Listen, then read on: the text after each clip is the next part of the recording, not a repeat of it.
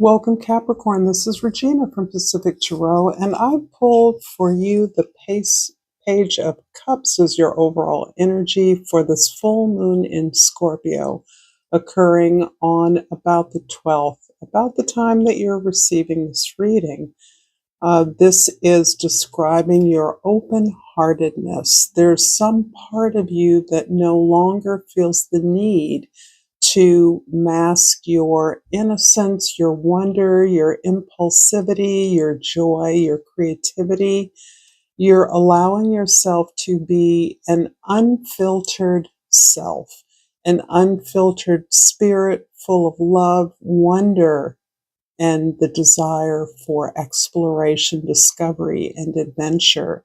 This is really opening up new ways of being creative, new ways of doing things, even those things that have felt to be an authentic expression of your creativity in new ways, looking for new opportunities to express more. Underneath the deck, the Six of Wands is showing that you are gaining the attention of others. Others are watching you. Others are seeing you model this open-heartedness, this willingness to be your most innocent, most unfiltered self. There is a contentment that you are expressing even as you continue to participate with others in efforts where you are doing your part, almost as though you are the heart of a project or an effort that you're a part of. But that excellence of executing your tasks or responsibilities or truthfulness, is gaining you the regard and the respect from your colleagues, your co-workers, your allies that is meaningful to you, that is giving you the sense of being seen and valued for exactly who you are. This is a general reading, Capricorn, so it isn't going to resonate for all of you. If you're interested in a personal reading, information for that is in the description box below. I appreciate all of you and the time that you're taking with me. In your 10th house, the way you're showing up in the world, what a beautiful resonance between the Page of Cups and the Sun card. It's interesting that what I'm getting from this story is that you are not afraid to simply give of yourself at the most impulsive, responsive nature possible. So you're doing you. You're only committing to you, what you can do, what you can execute with joy, with purpose, with a sense of sharing in the abundance of the universe, and that sense of love and being surrounded by privilege and luxury, the privilege of being a human being, a fully aware member of an abundant world. And this is perhaps something that you are cultivating as a way of addressing a world that feels chaotic, that feels as if it is anything but joyful or open. And you are a beacon of the sense of pleasure in all you do, pleasure and purpose in everything that you do. This gives others a tremendous amount of motivation and inspiration. In the first house, the Three of Cups is describing the tremendous support you have around you. There is an intimacy here that you have in your day-to-day life that allows you to see that you are valued for yourself. And this feels as though it is a place you've arrived that is taking you back to the beginning of something. It feels like This can be the beginning of some kind of gift or talent exercising that. It is very much connected up with the earth, the planet. You may be actively engaged in nature, hiking, exploring, traveling, gardening, uh, homemade activities feel to be a highlight, ways that you can be creative in the home, simple gestures of love and acknowledgement of people that see you and to whom you feel safe to share your most intimate challenges and emotions. It isn't that you're happy all the time, by no means. It is that the full range of experiences, the ability to experience all the emotions and to have a way to articulate those safely is what you value, what defines you at this moment. Your others are there for you and you are there for others. And this feels natural, organic, and celebratory. In the fourth house of your home, your family, your foundation, indeed, you have processed and reviewed and understood the necessity to release a lot of emotions, a sense of failure, disappointment, heartbreak, not having achieved something that was important to you. Maybe that is a relationship that has eluded you, evaded you, despite the comfort and protection of your intimate circle. There is a way that you have lost some ties that were once important to you, that some ties have been broken. And rather than trying to revive those, you are letting them go. But you're allowing yourself to feel that, to mourn that, you've given yourself permission to have that loss, to express that, to grieve. Knowing in its place, you are developing a new relationship with yourself. And this feels like the celebration that you're fully aware and conscious of. This also brings to mind a sense of deeper connection to yourself, your higher self, your dreams, your potential, to meeting that, to acknowledging that, to taking steps to fulfilling that in a way that you may have never allowed yourself to in the past as a form of protection, right? Nothing ventured, nothing lost. So this is overturning that sense of needing to be safe, needing to be held, the fear of connection resulting in the same old story of heartbreak. And I actually believe that you are preparing yourself through this inner marriage of divine masculine and divine feminine, your assertive, outgoing expression with your inner ability to receive love, to be recognized, to enjoy, have pleasure in the experience. So it's as though you're preparing yourself for a great passion, a great love. This great passion can be your creative expression, your work, your calling. It can also be a significant partner or partners who team up with you so that you are doing this work together. In the seventh house of relationship, it looks as though with the Nine of Swords that you are releasing the old story. You are turning over the idea that life is suffering, particularly that relationships end in not just heartbreak, in suffering, pain, long-standing hurt, betrayal, being stabbed in the heart repeatedly.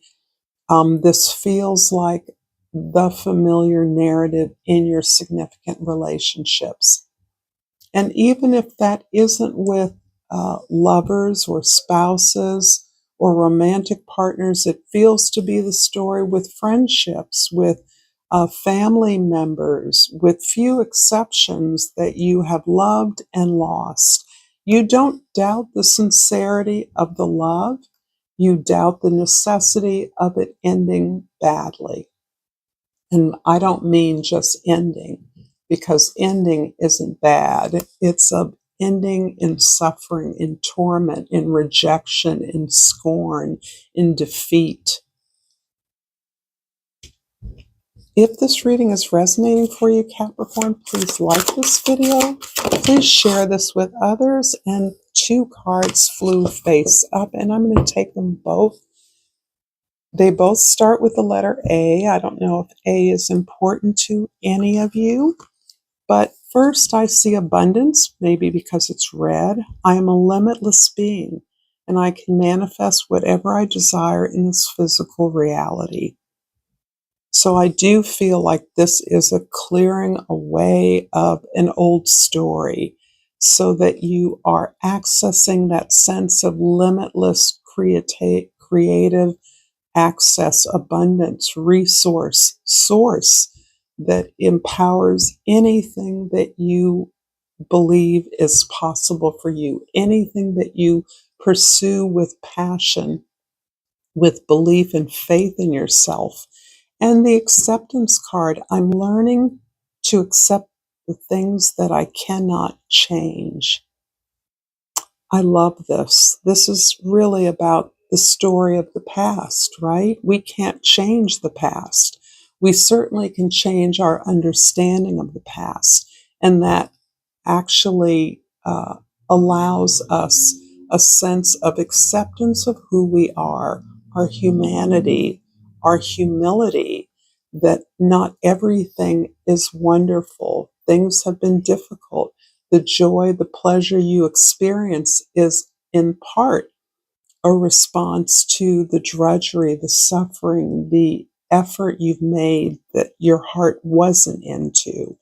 And for many of you, that's a whole lot of stuff that you're letting go of, and you're seeing that this acceptance of the possibilities, of the joy, of the abundance of the world is what is fueling your forward motion. So let me do this.